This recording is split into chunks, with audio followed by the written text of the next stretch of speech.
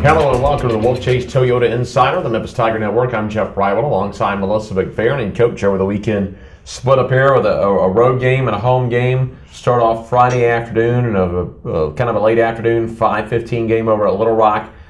First and third quarters are pretty good for you. Second and fourth quarters not so good. And unfortunately for the Tigers, the Trojans come away with the win. Well, and I think they were a typical Little Rock team. I thought the large majority of the game we played reasonably well. They beat us on the boards, and I think that ultimately was the difference in the game. We zoned them quite a bit.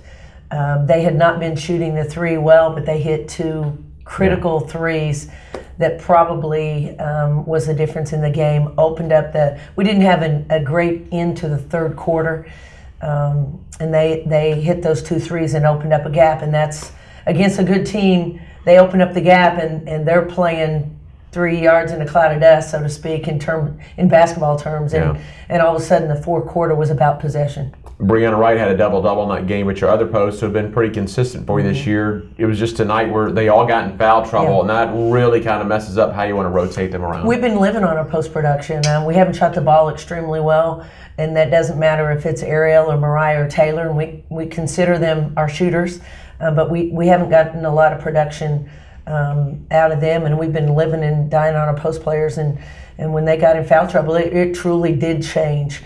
Asia was in foul trouble most of the first half. We sat her to start the third quarter, and then Cheyenne got two early fouls, her second and her third, early in the third quarter, and it really changed how we played. Milena didn't give us a lot of effective minutes in that game. We went all the way to Brianna Porter, who quite honestly has been giving us really good practice minutes. We felt really good about getting her in the game, but a turnover and an ill-advised shot, and we didn't have the post-production that we're used to having. So. Come back Sunday afternoon, you beat SIU. Ariel Hearn hit a three with 2.3 seconds to go, but kind of an odd game for Ariel. She starts as she usually does. You're not getting what you really want out of her. You sit her most of the third, and Amber Holmes came out and did a nice job. And Amber's really come along here in her second year to give you serviceable minutes, to give Ariel a little breather every now and then. And in fact, in the SIU game, you had Ariel and Amber in the game at the same time a lot in the fourth quarter. We did. We weren't real pleased with the energy of our upperclassmen and our starters to start the game, and largely through the first half. So we went with an energy unit to start the second. I thought they did a great job. Amber brought great energy, and she typically does. She brought better decision making, which of course allowed us to extend her minutes, but they got us off to a pretty good start. Southern Illinois was a game a year ago that we felt horrible about that loss. They ended up winning 18 or 19 games a year ago. They're picked pretty high in the Missouri Valley Conference. They've got a point guard and a post player that a lot of people would die to have, ourselves included. And so we felt pretty good about that win. Ariel Hearn, I'll tell you what, Ariel Hearn takes that shot at least 15 times a week. It doesn't matter if we're in a shooting drill and it's the last shot of the shooting drill. It doesn't matter what it is. We do possessions or we do situations. Ariel Hearn lives for that shot. So she's taken that shot a million times in her life. I thought she did a great job of reading. We had a little bit of confusion late in the game where I had taken a timeout wishing to advance the ball. The referee held me off and said, "I'll give you your timeout, but it's after this disqualification." I was advancing. She did not ask the question, so we took the ball. Right. At the end line, they wouldn't let us advance it. I had one timeout left, chose not to take it in the event we needed it, and it worked out really well. I mean, Ariel's timing, she saw that the post player switched on to her, and she took a deep three, but Ariel can take deep threes, and she's a kid that loves to take that shot, and she took it with confidence and put it in. Coach, you're going to finish up this three-game homestand this week. St. Louis, who we didn't play last year, but they have been a regular home and home on the schedule since you've gotten the head coaching job here. They'll come here Wednesday night at 7 o'clock, and it's a A10 week because we'll get another A10 team on a Sunday afternoon. Two good A10 teams, and you and I have talked about this maybe off the air, but the Missouri Valley, the A10, those are quality women's basketball conferences. Along with the American, but if you look at it, there's not much separation from an RPI perspective where those conferences land. So St. Louis is a team that has got a lot of good young talent, a lot of size. Interesting little side note, Stepanovich is a name that you'll recognize, right.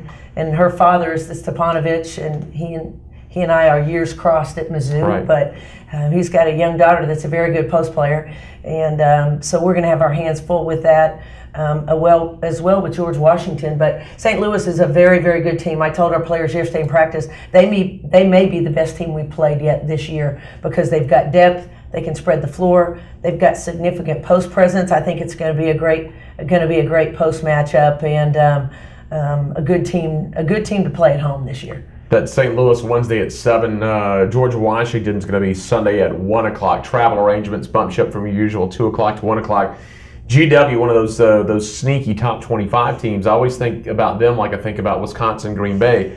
They don't always get the publicity, but at the end of the year, they're in the top 25, and they're usually in the Sweet 16. That's exactly right. Quality program started by Joe McEwen and now Jonathan Sipsis. They've done a very, very good job.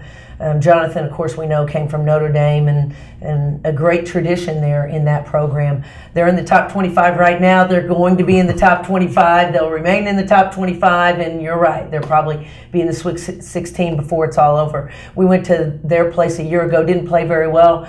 They've Jonquel Jones.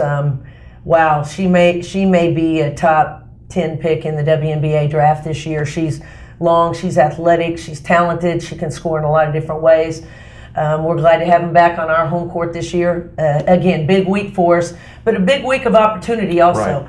Right. The thing that we've been working on our team with recently is just maintaining a focus throughout the entire game. I feel like we've been a 30-minute team and not a 35 or a 38 or a 40-minute team. So that little run against Arkansas Little Rock is what put us behind.